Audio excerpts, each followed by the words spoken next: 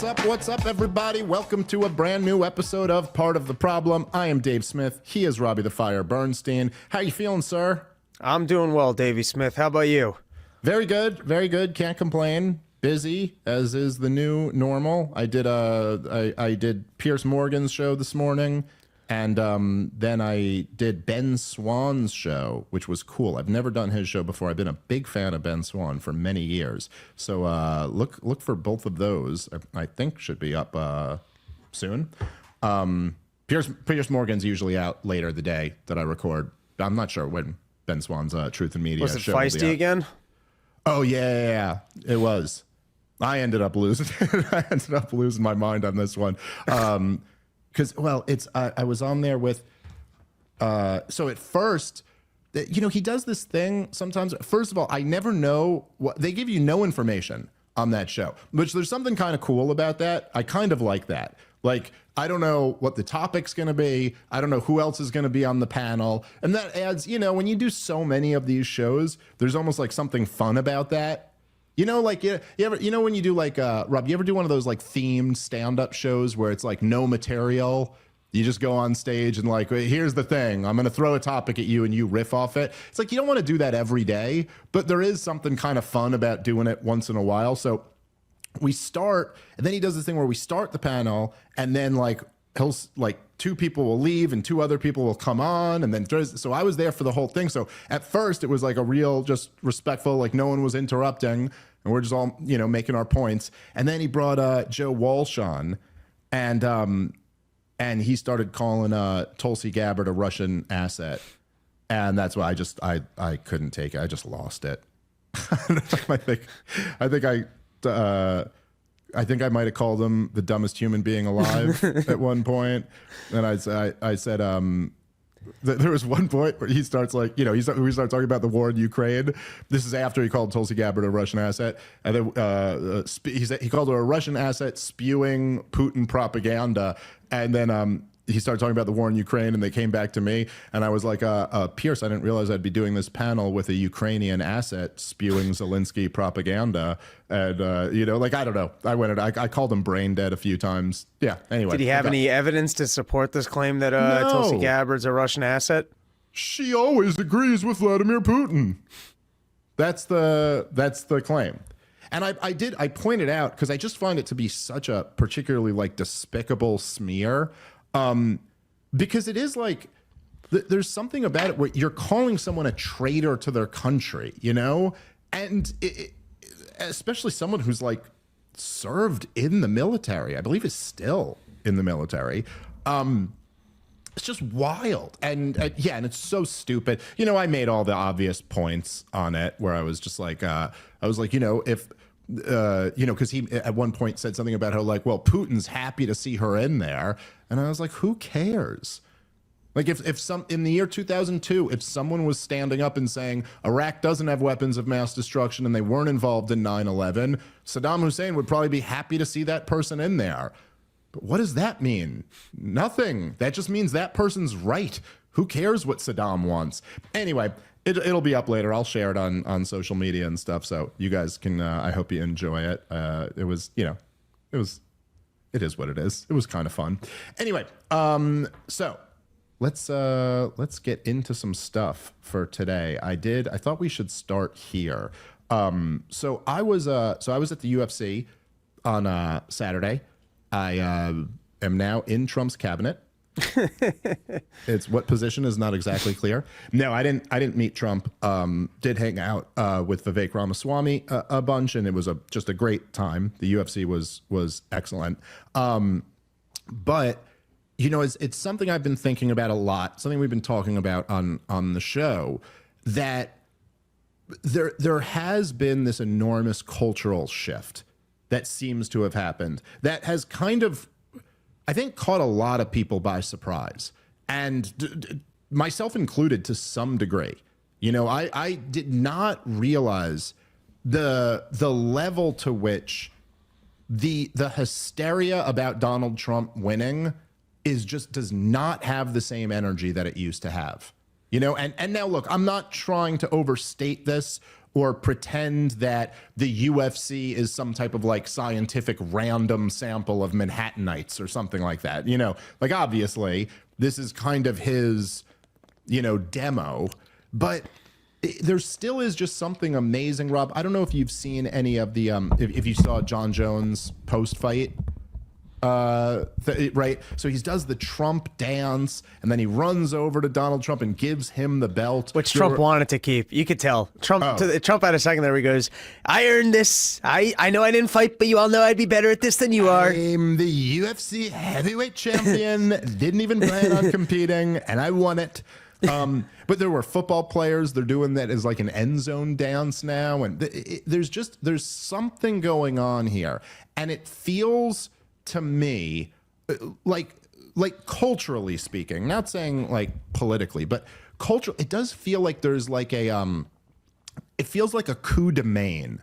You know that phrase, Rob? I never heard that one. That's the first time I've ever heard that. So it's a French term. I'm not trying to, you know, I'm not pro-French here, but you know, there's okay. So you know, a coup d'état. Right? So there's like these different types of coups, and one of them is a coup de main. And a coup de main is like it's what the Taliban did after we pulled out of Afghanistan is a good example. What Putin in Crimea is a good example. I think even maybe ISIS in Western Iraq, if you remember when they invaded and there were just the uniforms on the ground, like the army just basically gave up. So a coup de main is when, and I hope I'm using this term right, but that's not exactly the point. The point is just what I'm describing, but it's where you almost like, you surprise the enemy with so much overwhelming force that essentially it's not even a bloodbath. Like, because there's not even a resistance. So if you think about Vladimir Putin taking over Crimea, I mean, you know, they frame it as he invaded Crimea. It's kind of a little bit true. He did send in reinforcements, but they had their naval base there already. And so essentially they went outside and everyone in Crimea was like, all right, we're a part of Russia now. You know, like, I'm not even saying, I do think the popular opinion was that they wanted to be, okay, so here's the definition. Am I getting this right? Oops, I just unplugged a thing. Right. A swift attack that relies on speed and surprise to accomplish its objective in a single blow. So like the idea of like being like that, it doesn't need to be this prolonged conflict. It's just like one side has overwhelming force. The other side's like, all right, this is going to be a bloodbath. I don't want to do that. And so, but this was, if you look at Crimea, I think like that maybe like a couple people died in like some protests that it's not even clear like who killed who, but there was no battle. There was no fight for Crimea. It was just like, all right, you win. And there does seem to be something like that dynamic going on with Trump right now, where it's like a few people on the corporate media are being like, we should still be hysterical. And everyone else is like, yeah, okay, all right. That's just not happening. And so anyway, I've been thinking about this a lot lately. And so then I'm thinking about this. And then, of course, this morning, I wake up to see all over social media this clip from Morning Joe, from Joe Scarborough and Mika Brzezinski, which is really, I mean, it's just so entertaining and goddamn hilarious. Here, let's play the clip and then we can respond to it. Over the past week, Joe and I have heard from so many people, from political leaders to regular citizens, deeply dismayed by several of President-elect Trump's cabinet selections, and they are scared. Last Thursday, we expressed our own concerns on this broadcast and even said we would appreciate the opportunity to speak with the president-elect himself. On Friday, we were given the opportunity to do just that. Joe and I went to Mar-a-Lago to meet personally with President-elect Trump. It was the first time we have seen him in 7 years. Now, we talked about a lot of issues, including abortion, mass deportation, threats of political retribution against political opponents, and media outlets. We talked about that a good bit. And it's going to come as no surprise to anybody who watches this show, has watched it over the past year or over the past decade, that we didn't see eye to eye on a lot of issues, and we told him so. What we did agree on was to restart communications. My father often spoke with world leaders with whom he and the United States profoundly disagreed. That's a task shared by reporters and commentators alike.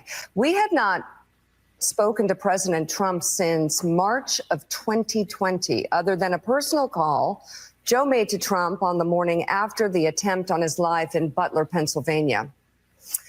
In this meeting, President Trump was cheerful. He was upbeat. He seemed interested in finding common ground with Democrats on some of the most divisive issues. And for those asking why we would go speak to the president-elect during such fraught times, especially between us, I guess I would ask back, why wouldn't we? 5 years of political warfare has deeply divided Washington and the country. We have been as clear as we know how in expressing our deep concerns about President Trump's actions and words in the coarsening of public debate. But for nearly 80 million Americans, election denialism, public trials, and January 6th were not as important as the issues that moved them to send Donald Trump back to the White House with their vote. Joe and I realized it's time to do something different. And that starts with not only talking about Donald Trump, but also talking with him. All right. Well, a slightly different tone than they had when they were calling him a Nazi, but that was way back 2 weeks ago, Rob. And so times change. And sometimes, you got to sit down with Adolf Hitler and congratulate him and say, look, is there any way we could work together? I'd like to reopen lines of communication. I mean, Rob, after all, that's what Mika's dad did. He met, Zbigniew Brzezinski met with a lot of people who weren't good guys. He even funded and armed and trained Osama bin Laden. He was willing to talk to people. You know what I mean? And so in that noble tradition, Joe Scarborough and Mika Brzezinski, these two clowns who have been saying this is the end of democracy and Adolf Hitler has risen to power, are now going to tuck tail, pretend none of that's real, and go, oh, it's just important to communicate and come together on divisive issues with Adolf Hitler. This is, talk about a loss. Like just an overwhelming loss to the point that they know it. They know we have to completely regroup here and change our entire model because in this, in this war that they describe over the last 8 years, well, as wars often do, this war had an ending. And typically speaking, there is a victor and there is a loser. And Donald Trump won and you guys lost. And that's what waving the white flag looks like. Your thoughts, Rob? I just love we stated our concerns and nobody cared because we were lying about them. And we've learned that we can't shame everyone into just having our opinions. So we're going to change course here. I think this is all downhill from the fact that Donald Trump has actually learned how to wield political power. The last time he went into office, I think there was so much screaming and hollering. He said, all right, I'll take all of George Bush's people so that you guys see, hey, I'm working with the machine here. There's no reason to panic. Look, I got all the institutional players. And all of those people just undermined him and they did him dirty. And so he learned the way that politics actually works, which is you need to have loyalists and you got to tell everyone, nope, this is the way it is. Go fuck yourselves. And Donald Trump has picked cabinet picks, or at least signaled that that's who he's looking to put in. And so now everyone's actually cowering because they're realizing they can't do what they did the last time around, which is just scream and holler and yell. It didn't work. I mean, they tried it through the election. This guy's going to be the end of democracy. You can't possibly vote for him. And like you said, it was just 2 weeks ago. It's kind of like when they were describing the cheap fakes. It's amazing how quickly these people can turn courses with a smile on their face and still pretend like they are the people to be listened to. Yeah, well, exactly right. I've been saying now for a little while, which is kind of on this same broader theme, is that a lot of people were saying, like, I got in the argument with Michael Tracy about this, where I was saying this is going to be devastating for the corporate media, and this is going to be kind of their final death blow or whatever. And I've talked about this before on the show, but people are like, well, they had good ratings under Trump's first, term. So, and I was like, yeah, I just don't think it's going to work again. I don't buy that. And I do think this is kind of evidence pointing in that direction. I saw Tim Pool tweeted out the ratings. I got to go look up these numbers which I haven't done, but I saw he tweeted this here. And I guess this was, so I guess some people are pointing out that this was the rerun of Morning Joe, not the live episode of it. But you cannot believe this, dude. Morning Joe. So this is on Sunday at 9 p.m. I guess they have like the replay of the last Morning Joe. So this isn't live. Their numbers have to be better when it's live. But their viewers, they got, listen to this, Rob. Total viewers, 28,000. Like, this is insane. That's a little viewers. That's the amount of people you can get on a special filmed in your friend's garage. That's how embarrassing amount of viewers that is. So no, I don't know. I'll be curious to kind of keep an eye on the ratings, but this is also a sign that they just realize that this business model, as you kind of said, of being hysterical or calling him a Russian spy or whatever, is just not going to work. This is just not. Whoa, that is noise? Wildly loud. That sounds like my rectum. No, it sounds like someone must be doing some form of construction. Oh, well, that's good. Can we just take a second? Let me investigate what's going on. I'll be back in a second. Go ahead. Try to be quick because we are live. I'll take some questions from the chat while we get that figured out. Dave farted. That is fake news, sir. Fake news. It did sound a lot like a vibrator, and I wouldn't put that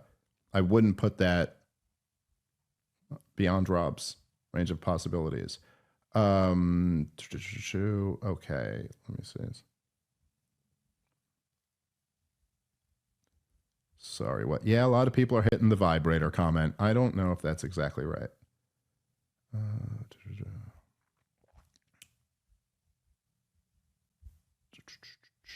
Sorry, guys, just looking for, all right, some kind of not very friendly things being said about Tim Pool. Be cool, guys. All right, if you guys want to ask a question real quick before Rob gets back, happy to answer it. Dave, do you know if Sam Harris and Kamala Harris are related? Well, there are a couple of white dudes, so it is possible.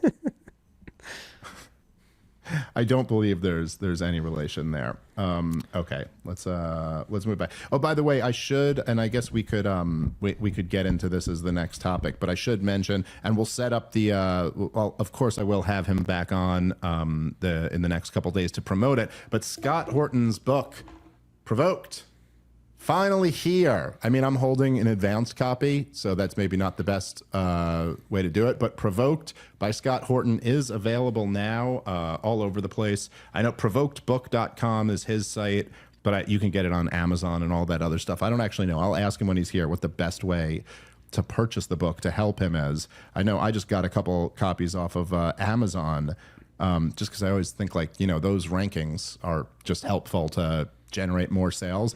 But it was very kind of perfect timing that this book, which by the way, I just cannot praise highly enough. I mean, the thing is like a masterpiece. It is just, it's almost at this point, like there should be no more debate about the war in Ukraine. You should just drop this book on the table and go read them and weep, because this is the whole history. Look, man, this thing, first of all, it's a big book.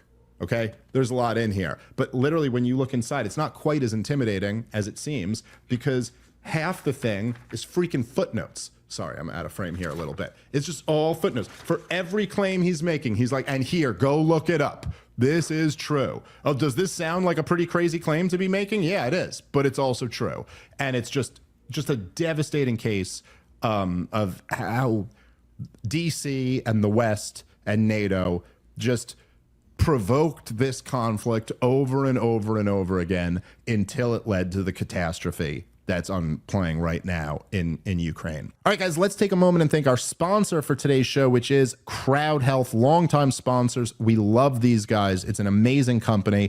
As everybody knows, the health insurance system is broken. Premiums are always increasing, deductibles are getting larger, and claim denials are becoming more common. The headache of health insurance is exactly why Crowd Health was created. It's not health insurance. It's a better way to pay for health care through crowdfunding. The insurance companies don't give you the peace of mind that you need, but Crowd Health will. That's why your $50 a month membership includes the tools and services you need to get the highest quality health care. You'll get access to telemedicine visits, discount prescriptions, and so much more without doctors' networks messing things up. Plus, you'll have access to your own personal care advocate who will help you navigate the complexities of health events and even negotiate bills on your behalf. And of course, you'll join the crowd, a group of members just like you who want to help pay for each other's unexpected medical events. It's time to opt out of the restrictive health insurance plans and let Crowd Health help fit your healthcare needs. Get started today for just $50 a month by going to joincrowdhealth.com/POTP to get the healthcare you deserve. Crowd Health is not insurance. Learn more at joincrowdhealth.com. Again, go to joincrowdhealth.com/POTP to get the healthcare you deserve. All right, let's get back into the show. So it was announced by the White House that Joe Biden has, who am I kidding? Joe Biden has nothing to do with any of this, but the U.S., whoever that is approved long-range missile attacks inside Russia's borders. I'll let you go ahead. You give your thoughts on this, Rob, but this is, even for me, I found this shocking. And I'm pretty damn aware of how evil and criminal DC is. But this was just wild to me. I'm sorry, go ahead. Just as I was about to speak, I don't know where that drilling's coming from, but... Well, a lot of people in the live chat seem to think there's a vibrator under your chair that's going off. I didn't say it. But the good people of the live chat, there's a consensus has been reached. Yes, in order to fund my new car, I've sold my butthole to OnlyFans, and there is a item inserted up there that I don't have control over. But this, dude, Biden yesterday, there was footage of him giving a speech in the rainforest where he just drifted off, and it was so silly looking, I thought it must be a green screen. Me too. I had the exact same thing. I went, oh, that is actually just like a deep fake or whatever. And yeah. And you're telling me that guy, after he lost election, is still allowed to escalate a war? This feels to me like Dr. Strangelove and How I Knew How to Love the Bomb, even though it's in reverse. And he tries to call up the Russian president, and the guy's completely hammered. And so they can't quite deal with the situation because the guy in Russia's hammered. That's what this feels like. How is Biden allowed to escalate a war? And particularly, I was reading an article in CNN. Doesn't it look fake? Wouldn't you just be like, okay, that's not, listen, I don't like Joe Biden either, but that didn't really happen. And he certainly didn't just wander off afterward. Nope, into the desert. That version of the clone will never be seen again. They'll find him in the woods 50 years from now, still alive, just like in part of some loyal tribe. Anyways, props to the Timeline Earth guys on that joke. But it's shocking to me that he's allowed to escalate the war. Zelensky was even in the newspaper yesterday saying we're going to be able, the next administration has a better plan, which is actually talking to Putin. My best estimate right now is essentially it's saving face. Ukraine grabbed a bunch of property within Russia, which I think they're trying to basically swap back so they don't have to give as much land when they negotiate for peace. Russia picked up a bunch of North Korean soldiers so that I guess they could just go tear it up. And so now I think Biden's trying to save face and escalate it and basically thwart that a little bit so that when this war is over and we end up at the exact place that we could have been 4 years ago, except that Russia's going to end up with more land inside of Ukraine that it will hold on to. You'll end up all of this war, everything we spent, there was no reason for it. All the lives that were lost on the Ukrainian side, no reason for it. You'll end up, firstly, you would have ended up in a better place if we never provoked them into the war, but you're going to end up in the same place we could have been in 2 years ago without all the death. And so this seems to me like this is a last Hail Mary to try and save face and not have to give up as much territory to the Russians, but it's also just so incredibly stupid, and I don't understand how a guy who just lost an election and clearly should not be in this job anymore is allowed to, in this weak cabinet, be like escalating a war. That should almost be against the law. Yeah, I mean, and particularly for the people who have been hysterically screeching about democracy for the last 4 years. You know, like it's like this is pretty. I don't know if there's ever been in my lifetime a foreign war where there were there was such a contrast between the two major party candidates on it. Like even in 2004, John Kerry didn't run against the war in Iraq.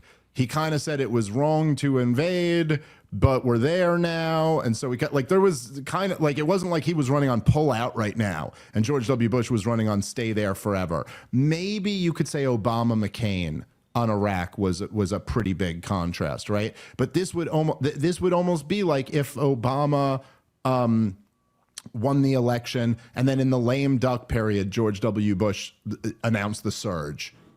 That's not what George W. Bush surged in Iraq after he won re-election in 2004. I mean, don't get me wrong, it was a disaster, but he won. And then he got to say, hey, I won, and now we're going to, escalate this war. I think it was a couple years later. I think it was 2006 was the surge, if I'm not mistaken.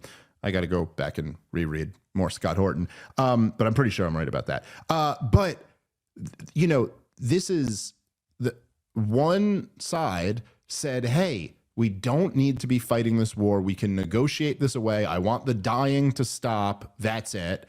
And the other side said, we have to fund them forever until they've won, whatever that looks like. And then you have a landslide victory for the guy who was against it. And they're going to, in the lame duck session, just take this drastic provocation, which doesn't even seem like, it's not even clear. They don't even try to explain to the American people why it's necessary to take this step or what the benefit of this step is. It just seems to be all provocation. And Donald Trump came out and gave he put a video out giving an address about this. And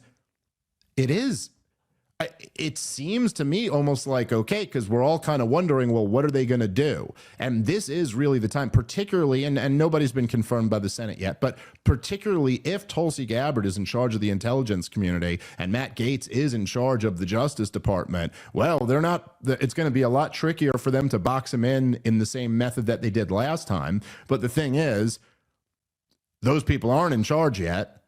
And so now they've got the next, whatever 2 months to set up their plan.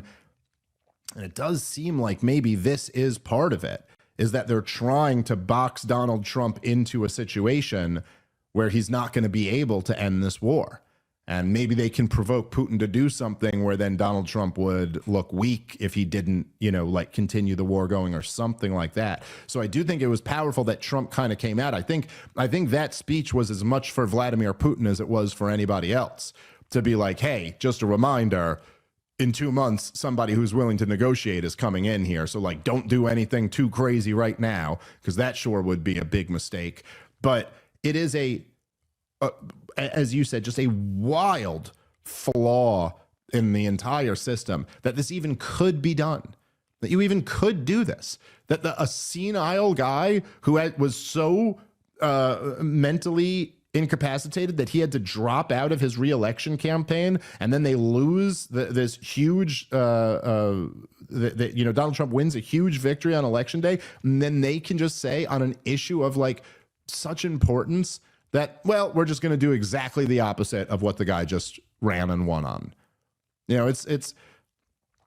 know I've made this point before, but it is wild how much for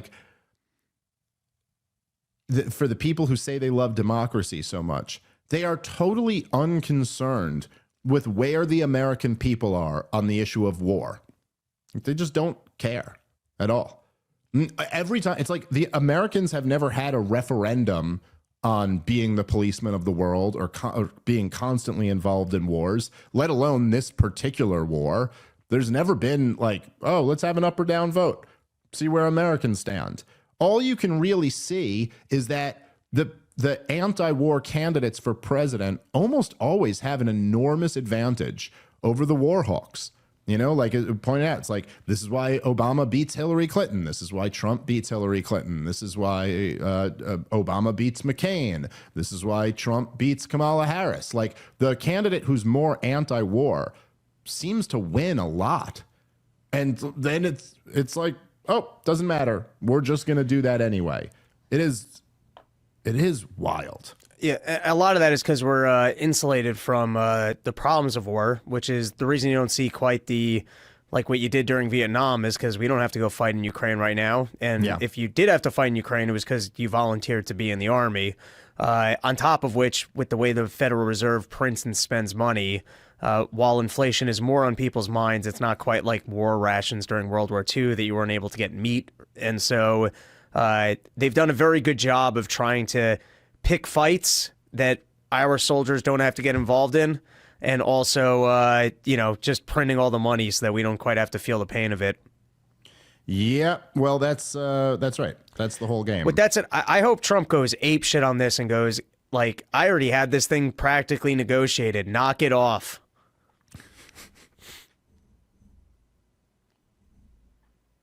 Well, it's the one area that Trump himself and the people around him seem to be really good in terms of foreign policy, is that there's at least a lot of people, not everybody, not Waltz, his national security advisor, and I'm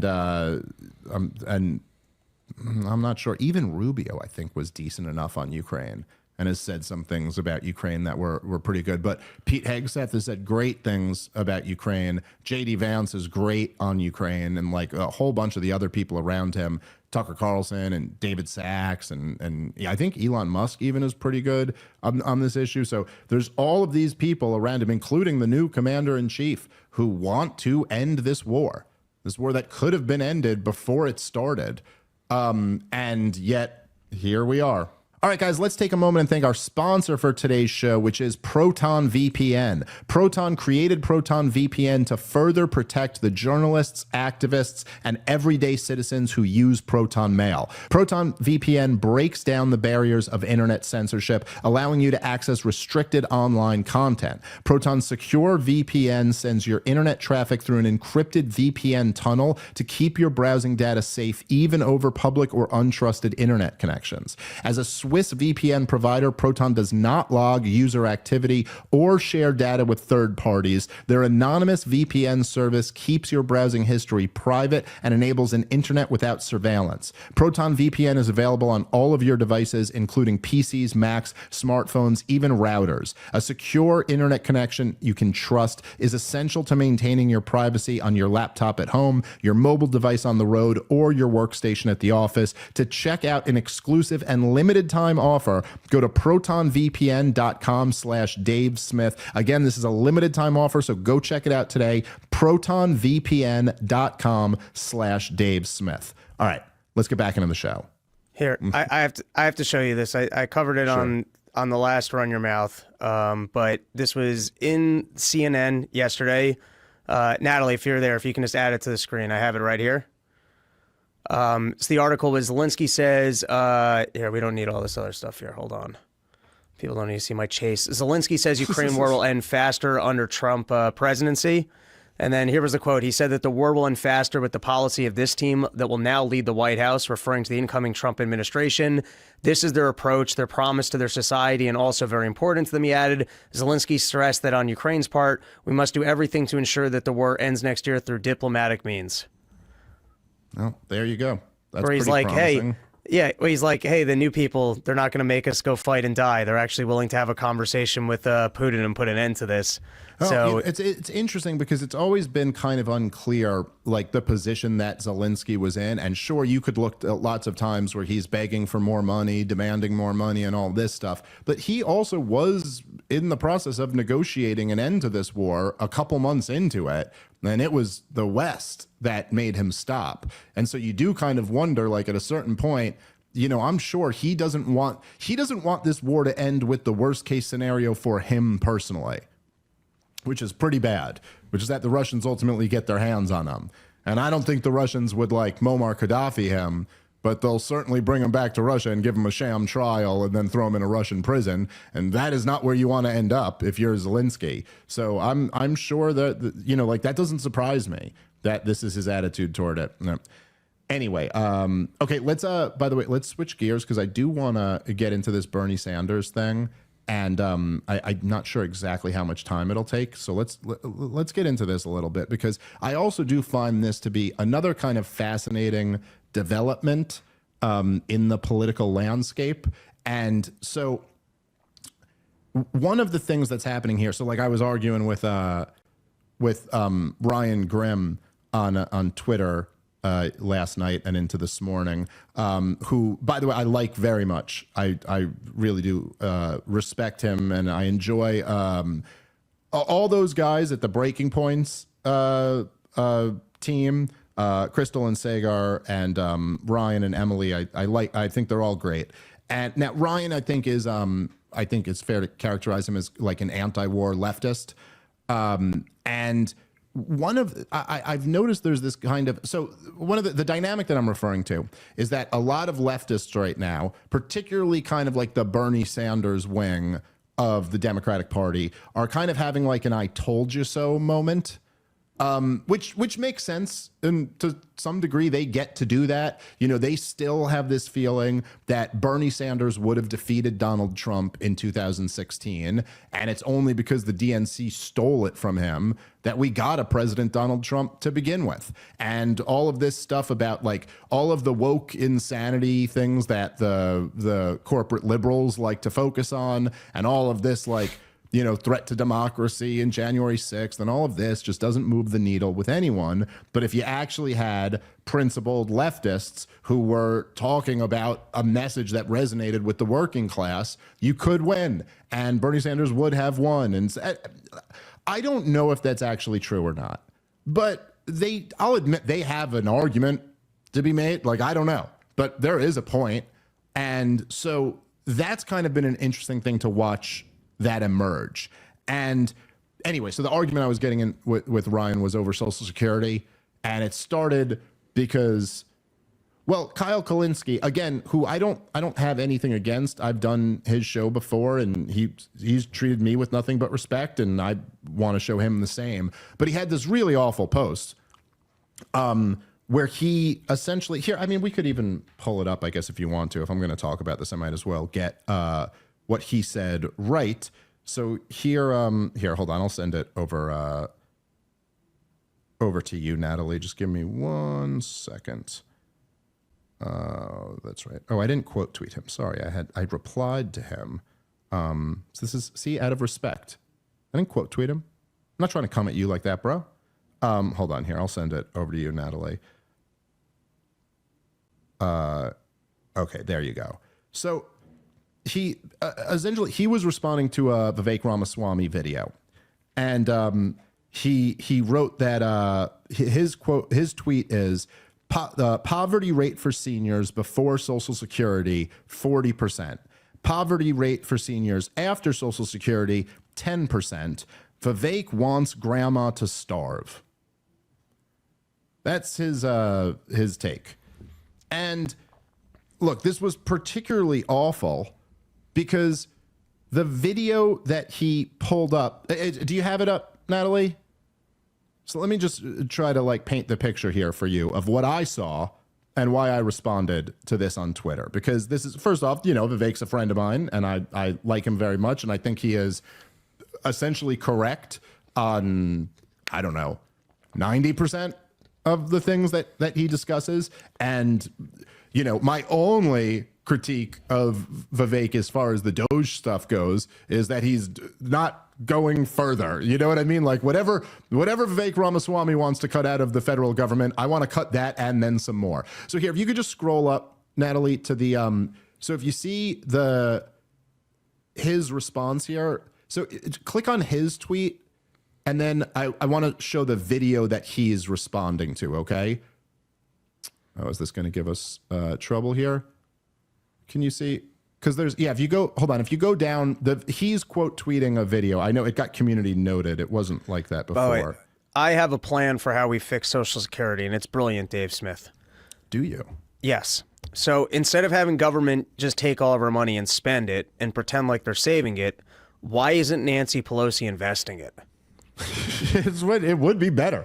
There's not, honestly, Rob, that's something to consider. And just to conceptually understand what they've done to us, where they force us to save money and then they spend all the money and pretend like they still have it, where you could have been investing for your own retirement. So the idea that like most people would probably have done better in the market if they took that percentage of their income and they just stashed it for themselves for retirement. But the idea that the government's just been taking the money forcibly and then just spending it, and at some point in time that's going to run out, or it's going to be lost to inflation. So all these people that just buy into Social Security like it's actually some sort of a safety net, at its absolute best, it's a Ponzi scheme that when you and I get to retirement, they just go, oh yeah, that was for the baby boomers. Thanks for paying into it. Yeah, well, that's more likely. No, so it's the so his tweet there is quote tweeting "Protect Kamala Harris." That's the name of the Twitter account, which haven't done a great job so far, guys. I'll be honest. And then that's a Vivek the Vivek video. Do you see that, Natalie? It's a quote of Vivek Ramaswamy. It's a short clip of Vivek Ramaswamy, and he's talking about the thing that you've probably heard him say before, where he's going like, if your Social Security number ends in an even number. Oh, here it is. Okay, we got it. Yeah. Security number ends in an odd number, you're out. If it ends in an even number, you're in. There's a 50% cut right there. Of those who remain, if your Social Security number starts in an even number, you're in. And if it starts with an odd number, you're out. Boom. That's a 75% reduction. Then literally stochastically, okay?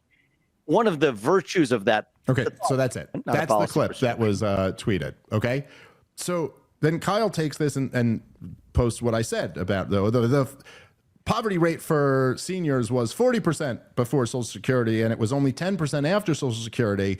And therefore, Vivek wants old people to starve to death. That's the only. So I responded to this, and I said, Kyle, with respect, this is an awful post on so many levels. I said, number one, you just get it wrong. He's not talking about cutting Social Security. That's not what this comment is about.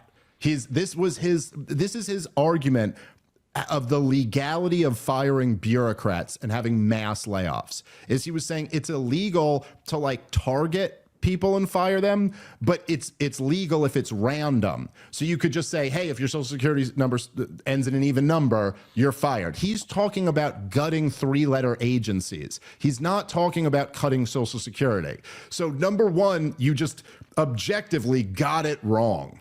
Like this is not what he's talking about. But since the topic of Social Security is brought up, I was like, number two, correlation doesn't equal causation.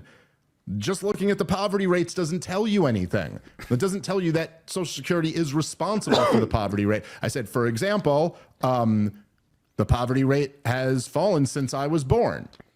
But it's not because I was born.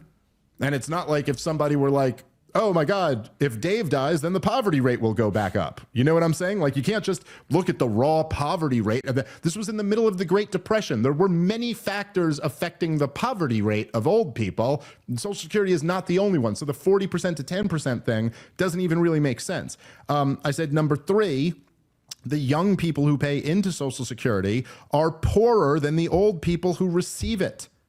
And so this objective fact alone destroys the poverty reduction argument. In general, the younger people who have to pay Social Security have less wealth than the old people who receive it. Anyway, and then I said something about like, it's wrong to ascribe these motivations of like, oh, you just want old people to die. Like, come on. It's just a very bad faith way of engaging with people. But anyway, so Ryan picked up on this and started arguing with me about it. And anyway, I was just kind of like, I do just find it's hilarious to me that, look, it's one thing to have kind of the classic argument of redistributive policies versus free markets, right? Like, and I am squarely on the laissez-faire free market side of that argument, as I know you are too, Rob, but there's an argument to have there. And the argument is something like, well, I don't know, there's this huge disparity of wealth and some people have so much more than the other that we got to take a little bit from the people who have so much and give more to the people who have so little. Okay, I don't agree with that, but I can wrap my head around it and understand that some people do believe that, and it's an argument worth having. But in this case, when you're talking about taxing young people to give the rewards to old people, you're talking about a transfer of wealth from a poorer group to a richer group. There's just like no justifying that. Like no matter how much you try to twist yourself into pretzels, how are you on the side of a transfer of wealth from a poorer group to a richer group? Everybody, the socialist and the laissez-faire free market guy, should all agree on that that's not what we want to do. Like, even if you're going to say, well, there are some seniors who are in poverty, like, okay. But then the argument would be that those people should get the Social Security, not that rich old people should. And Ryan responded with something about like, well, what about an old person in poverty? And I was like, yeah, but you're taking from a group that is on average poorer than the group you're giving it to. And so like, yeah, you could come up with a scenario where there's some grandma who's in poverty and needs Social Security. Okay, fine. But like most of the grandmas are not. And like most of the time, Social Security is like a 25-year-old is working and their money is being taken and given to pay out some 70-year-old. And you know, in the United States of America, like we don't have like this mass problem of 70-year-olds being out on the street. Now, I'm not saying there's none. It's a very big country. There are old people who live in poverty, but we have a epidemic level of 25-year-olds who still live at home and are like in a session, like prolonged state of adolescence because they have no conceivable path forward to owning a home and starting a family and having financial independence. And now we're taxing these people to subsidize the boomers who took advantage of this whole system. This is just, to me, absolute madness. And so while I really do like a lot of these anti-war leftist types, I think now that you almost see the corporate Democrats being destroyed, the corporate media being destroyed, there's this reemergence now of the populist socialist left who want to say, no, they really have the answers. And I do think it's important for us to be like, no, sorry, that argument also has to be soundly defeated. And the Vivek Ramaswamis and Elon Musks of the world are way closer to having the correct answer, which is cut government spending. And the idea of like more social programs or protecting social programs is the exact wrong attitude to have.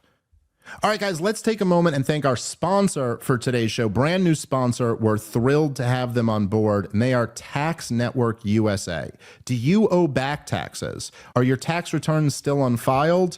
Did you miss the deadline to file for an extension on October 15th? The IRS may be ramping up enforcement. You could face wage garnishment, frozen bank accounts, or even property seizures if you haven't taken action yet. But there's still hope. Tax Network USA has helped taxpayers save over $1 billion in tax debt and has filed over 10,000 tax returns. They specialize in helping people like you reduce their tax burdens, and they can help you too. Don't wait any longer. Visit tnusa.com/Smith or call 1-800-958-1000 for a free consultation. Their experts will walk you through a few simple questions to see how much you can save. Act now before the IRS takes more aggressive steps. Take control today. Visit tnusa.com/Smith or call 1-800-958-1000. All right, let's get back into the show. Any thoughts on any of this, Rob? I agree with the overarching picture of what you're saying. I did a quick Twitter Gronk search over here. I don't know if that's the way that's pronounced. And it seems like about 20% of seniors rely on their Social Security. But just speaking to the point that if you do believe that society should have some sort of a social safety net, and let's say that there will be a forced insurance program, the idea that the poor 25-year-olds need to pay into it and will probably never be able to collect, or if they are able to collect, it will be virtually useless because of inflation, and that the, I guess, 80% of seniors that don't actually rely on Social Security, are entitled to it, even if they're getting more than what they. And the thing is, oh, well, they paid into it, so they're entitled to it. But the government spent all of it. It's not actually it's not actually being saved. And at some point, we do need to have a conversation about the liabilities that government has on its book. I believe the interest as of next year or currently is the largest expense. So at some point, this doesn't play out. And at some point, we're going to have to deal with the fact that government's been lying about its ability to manage these things. It did not save and invest your money. It could have done that. That would have made sense. Like, listen, if you like wealth redistribution and you understand that some people are idiots and you think government should step into people's lives and force them to save to retirement, so we're going to have everyone pay into an insurance fund so that the biggest fuck ups amongst us when they get to retirement, if they have no money, well, or if things went wrong in their life and they got sick or whatever, well, we're going to be able to pull through. But the problem is Social Security is a pretty good example of the fact that government can't do that. Yeah. What they can do is take a percentage of your wealth and then squander it on wars and other stupid shit that nobody actually wanted. And at some point, I don't know, are we going to go to war with someone when we default on our debt? Where does this head long term? Well, I mean, if you really want to... No, I completely agree with you. And also just the logic of it. I mean, Ryan was actually arguing with me at one point. He goes, well, if your concern is wealthy elderly people receiving Social Security money, then we can alleviate that by raising their taxes. And I just found this to be like such a just an example of somebody who's kind of married to their ideology. It's like, well, I still have to force this back into some tax and spend redistribution scheme. And because I responded to him and I said, like, well, yeah, I mean, I guess we could also have a policy where we subsidize Elon Musk and then raise his taxes to try to recoup the money that we subsidized to him, right? Like that could be a policy, but isn't it easier to just not give him money to begin with? Because all we've accomplished by that is like paying a bunch of government employees' salaries to do bureaucratic work. Like the obvious answer that's right in front of everybody, right, is like if you're concerned about, say, that 20% you said of seniors who rely on Social Security is to means test Social Security and say, okay, well, for now, those 20% of people keep it. But wealthy old people don't get it. Sorry, it's not there. You got defrauded. The government took your money and spent it. You don't get to rob the next generation who are far poorer than you for that money because you got robbed. That's not right. So anyway, this just seemed fairly obvious to me. So anyway, I want to get into the Bernie Sanders clip because I do just find this deliciously entertaining. And so Bernie Sanders, I guess, was just on the Lex Friedman podcast. I missed this episode. There's been a lot going on in the world, but I have seen that Bernie Sanders is coming around now. He came out and had he wrote an op-ed very critical of the Democratic Party kind of abandoning the working class, and Nancy Pelosi was very offended by that. So we did not abandon the working class or whatever. Overall, I do tend to side with Bernie Sanders in that argument against Nancy Pelosi. He's got a really good point. But at the same time, I also do, and like these policies will be a disaster. That this is not the answer. And so I do kind of feel a need to talk about this. Anyway, let's play this clip that I sent from the Lex Friedman podcast, because this is just one of our favorite topics to rip Bernie Sanders for. Let's play. Since running for president, you've often been attacked, especially from the right, about being worth, I believe, $2 million and owning 3 houses. So from my perspective, the answer to that is most of your wealth has been earned from writing books and selling those books. And you are one of the most famous politicians in the world. And so your wealth in the context in comparison to other people of that fame level and other politicians is actually quite modest. So what's your response usually to those attacks? Do I own 3 residences? Yeah, I do. I live here in Burlington, Vermont. We live in a middle-class neighborhood, nice house. Guess what? I'm a United States Senator, and I own a home in Washington, D.C., as do most senators. You know, you live there year after year. When I first when I was in Congress for 16 years, I rented all the time. But I got elected. Okay, got a 6-year term. You know what? Let's buy a house. So we bought a house. And guess what? Like many thousands of people in the state of Vermont, I have a summer camp. It's a nice one on Lake Champlain. That's it. Now, how did I get the money? You're right. Just pause it for a second. It's just, I'm sorry. I just love that. he's trying his best to make it seem like, I'm just a working class dude. Yeah, you know what I mean? Yeah, I got 3 homes and I'm worth $2 million, but there's a lot of richer people than me in Washington D.C. Like, fair enough. And just to be clear here, I have nothing against anybody owning 3 homes or making millions of dollars. I'm all for it. I admire people who are successful, but Rob, isn't it just so hilarious that, and in the moment, so he's kind of justifying having the 2 homes. He's like, well, I'm a senator. I live in Vermont, but then I also have to be in Washington, D.C. It made more sense to buy than to rent. But then he's also got to throw in the 3rd home. And was news to me. I did not know that the location of his 3rd home was in a place called Lake Champlain. It's just so funny to have to say that, but be arguing like, it's not that extravagant or anything. I mean, I summer at Lake Champlain like everybody does. I'm 36. I have no kids. I work 3 jobs. Most days of my life, I probably work like a 12, 15. I work long days every single day. Every day. I don't own a single home. I don't even have a nice apartment that I rent. And now, I guess if I wanted to be in debt and get a mortgage, I probably could have a modest home somewhere. But then you got the burden of ownership and all the taxes and the fees and the maintenance and the upkeep. The idea of having one nice home is pretty incredible. The idea of having 2 nice homes is like, wow, that's really great. The idea of 2 nice homes and a vacation home on top of that, it just shows his salesmanship of, yes, I have the 3 homes, but the modest, the nice homes. One is them on the lake, one is by the job, and then one is in the other. Yeah, that's all very luxurious, buddy. Yeah, listen, Rob, I own 1 home. And I was under the impression that I'm fucking killing it.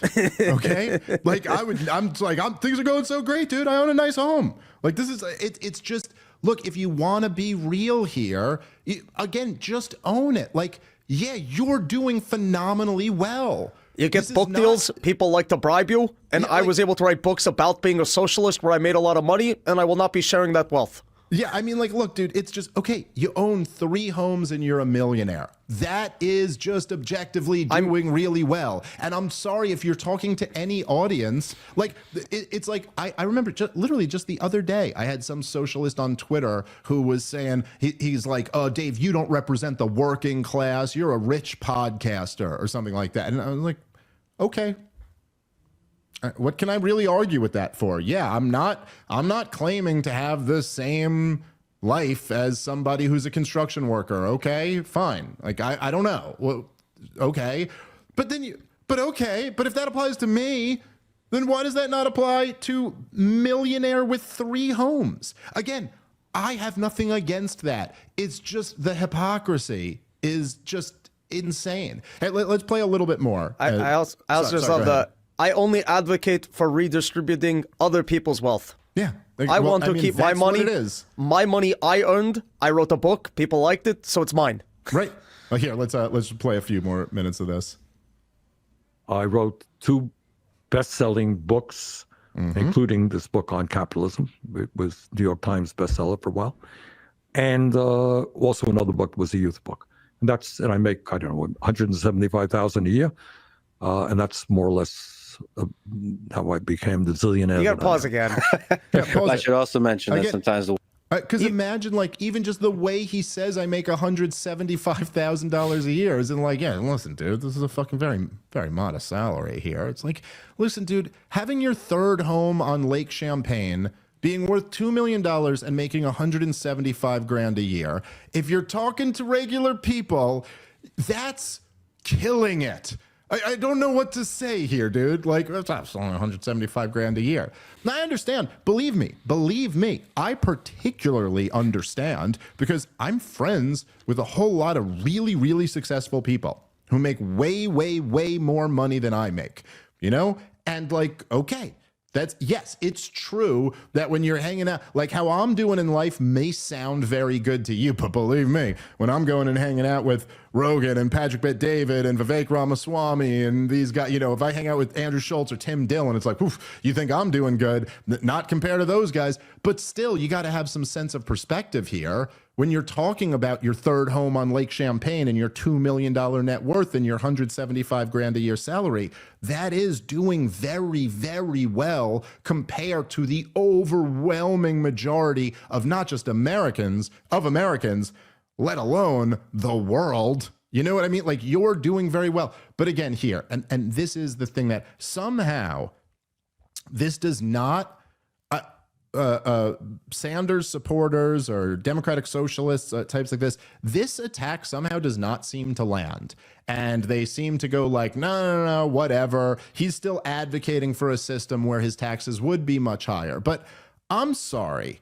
Look, if your claim, which is Bernie Sanders' claim here, right, is that income inequality is a moral outrage, and that's what he says over and over again, that it is wrong. Now, I don't agree with any of this, just to be clear. This is Bernie Sanders' position, is that it is wrong that some people have so much and others have so little, okay? And that we should use the force of government to correct this moral outrage, that we should take by force from those who have and redistribute it to those who have less. Now, I don't agree with that worldview, but that's his worldview. I'm sorry. If it's a moral outrage, then you start at home. Listen, there's homeless people out there in the world, and you have 3 homes. Why should you not be giving one of those to someone who's homeless? And then you can make a real difference in a real human being's life. Transfer for that person, you just changed their world, right? Why do you need yourself to make 3 times the median household income? How is that not a moral outrage if income inequality is a moral outrage? And it is completely within your power to do that. No one is stopping you. You can give your home to someone who doesn't own a home. You can give your home to Rob Bernstein, Bernie Sanders. All he wants is the lake house, okay? None of the rest of it. Just Lake Champlain is where me and Rob are going to be partying once we get that home. But I'm sorry, this is like, this is on the level of like, I don't know,